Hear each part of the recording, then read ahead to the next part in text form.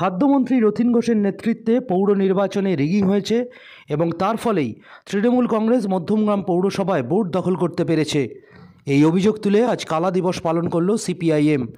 তাদের আরও অভিযোগ, তৃণমূলের এই কুকর্মে সাথ দিয়েছে পুলিশ। 2022 সালে আজকের দিনে 27শে ফেব্রুয়ারি এখানকার বর্তমান যে খাদ্যমন্ত্রী, তখন তিনি ওখানে তার নেতৃত্বে এই অঞ্চলের যে থানা মধ্যমগ্রাম থানার পুলিশ এবং অ্যান্টি সোশ্যালদের নিয়ে মধ্যমগ্রাম পৌরসভার 14টা ওয়ার্ড তার নেতৃত্বে দখল হয়েছিল এবং সিপিএম কর্মীদের প্রতিটা বুথে যে তাদেরকে মেরেছে যেমন, এবং মারের বুথে যারা ছিল তাদেরকে বের করে দেওয়া হয়েছিল এবং জোরপূর্বক সমস্ত ওয়ার্ডগুলোকে পরপর একদম আমাদের 2 নম্বর এরিয়া কমিটির 6 নম্বর ওয়ার্ড থেকে শুরু করে 2, 3, 7, 8, 9, 25 পরপর এগুলো সব দখল হয়েছে। এমনকি এক্স চেয়ারম্যান মিহির দাশগুপ্তর যে ওয়ার্ড, সেই ওয়ার্ডকে সকাল 9টার মধ্যে দখল করা শেষ করে দিয়েছে। এরকম অবস্থা তৈরি করেছিল। তার জন্যই আমরা 2022 সালের পর 2023 সালে আমরা কালো দিবস পালন করেছি আজকে, এবং আজও আমরা সেই একইভাবে কালো দিবস পালন করছি এই তৃণমূলের বিরুদ্ধে। 1 ঘন্টায় একটা ওয়ার্ডে 1200 ভোট পড়েছিল 1 ঘন্টার মধ্যে 6 নম্বর ওয়ার্ডে। সিপিএমের এই কর্মসূচির বিরুদ্ধে প্রতিবাদ জানাতে মধ্যমগ্রাম পৌরসভার সামনে মধ্যমগ্রামের উপপৌরপ্রধান প্রকাশ রাহা পথে নামেন। প্রকাশ রাহার দাবি করেন, ভোট লুট সিপিএমের সময় হতো, তৃণমূলের সময় শান্তভাবেই মধ্যমগ্রাম পৌরসভায় ভোট হয়ে থাকে। শুধু তাই নয়, ওরা একটা ট্রান্সপারেন্ট পলিটিশিয়ান রথীনবাবুর উপস্থিতিতে মধ্যমগ্রামের 14টা ওয়ার্ডে ভোট লুট করে আমাদের পৌরসভা ক্ষমতায় আমরা এসেছি। এটা সর্বৈব মিথ্যা। আর ভোট লুটের কথা সিপিএম কোন মুখে বলে জানি না, কারণ যেদিন প্রথম পৌরসভা হয়েছিল 94 সাল, সেদিন ওরাই ভোট লুট করে পৌরসভায় ক্ষমতায় এসেছিল। আমি 1 নম্বর ওয়ার্ডের কথাটা আপনাদের কাছে আবার স্মরণ করিয়ে দিলাম।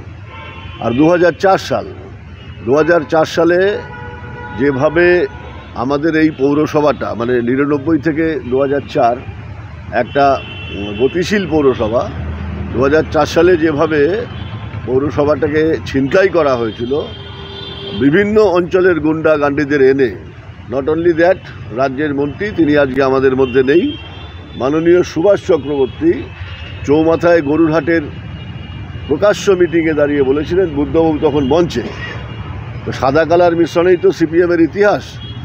বুদ্ধবাবু মঞ্চে সুভাষবাবু বলেছিলেন যে এই পৌরসভা দেখছি তো অনেক উন্নয়ন করেছে, এই পৌরসভা যদি এবারে ছিনিয়ে নিতে না পারি তাহলে আমার হাতের তালু দিয়ে চুল গজাবে। রিগিং, সন্ত্রাস, ভোট লুটের কথা সিপিএমের মুখে মানায় না। নির্বাচনী ব্যবস্থাকে সংস্কার করার জন্য প্রায় 100 কোটি টাকা রাজ্যে পাঠানো হয়েছিল কেন্দ্রীয় সরকারের তরফ থেকে।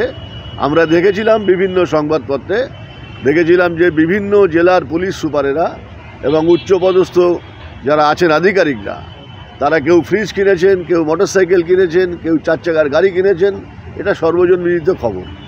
তাই আবারও জানাচ্ছি, রথীনবাবুর মতো একজন ট্রান্সপারেন্ট পলিটিশিয়ান, তার এগেনস্টে অনেক কিছু অপপ্রচার করা হচ্ছে। তার উপস্থিতিতে মধ্যমগ্রামের 14টা ওয়ার্ডে ভোট লুট করে আমাদের পৌরসভা আমরা দখল করেছি, এটা মধ্যমগ্রামের জনগণ ভালো করে জানে। সিপিএমের মিথ্যার বেসাতি আজকে নতুন করে আমাদের বলতে হচ্ছে। তার কারণ আপনারা জানেন যে সেই সময়ে এত বেশি চ্যানেল ছিল না, তাই যে কথাগুলো বেরোতো সেটা শুধুমাত্র প্রিন্টে বেরোতো। যদি চ্যানেল থাকতো তাহলে মাননীয় বুদ্ধবাবু যেটা বলেছিলেন চোরেদের মন্ত্রিসভা, তাহলে সেটা আমরা আজকের দিনে দাঁড়িয়ে আমরা চ্যানেলে দেখতে পেতাম। এটাই সিপিএমের একটা অ্যাডভান্টেজ যেটা সিপিএম গ্রহণ করছে। আর বিভিন্ন জায়গায় যে মানে হারমাতমূলক কার্যকলাপ বা অমুক তমুক ঘটছে, এরা সব সিপিএমের সম্পদ ছিল। আমি আবারও বলি যে আজকে প্রিন্টে যে কথাবার্তাগুলো আছে, যদি চ্যানেলগুলো থাকতো সেই সময়, তাহলে বুঝতে পারতেন সিপিএম কত বিভৎস। জ্যোতিবাবুর মতো লোক আমাদের বিরাটিতে রেল লাইন পারে সাবিত্রী দেবী রেপ হওয়ার পরে বলেছিলেন ভদ্রমহিলার চরিত্র খারাপ। এমন তো 2-1টা ঘটতে পারে। কত কথা বলবো, অতীতকে বাদ দিয়ে কখনো বর্তমান হয় না। সিপিএম এখন ছুপে রুস্তম, মানে অ্যাজিব তারা নতুন রসগোল্লার দোকান করেছে, ছানাটা ভালো, লোককে ডেকে বলছে খেয়ে দেখুন খেয়ে দেখুন। আমাদের দোকানটা নতুন, নতুন নয়, পুরনোকে বাদ দিয়ে নতুন হয় না। তাই আমাদের দলটা এখনও জনভিত্তির পরে দাঁড়িয়ে আছে। আমি বলছি যে কোথাও কোথাও যে দুর্বৃত্তায়ন বা ক্ষমতায়ন চলছে, সেগুলোকে সুতীব্রভাবে প্রতিবাদ করা দরকার। আমরা আবার এই 24 সালের লোকসভা নির্বাচনে মানুষের মতামত পাবো, কারণ আমাদের রাজ্যের যে কাজকর্মগুলো সেগুলো সংসদে প্রশংসিত হয়। এগুলো ভাবতে হবে। এগুলো আজকে যে প্রতিবাদ দিবস করছেন মানুষকে হাঁটাবার জন্য, হ্যাঁ আজকে পরীক্ষা চলছে, মাইক বাজানো যাবে না, কিন্তু বড় একটা র্যালি করার দরকার ছিল, তাহলে বুঝতাম যে ওদের বক্তব্যের মধ্যে বাস্তবতা কিছু আছে।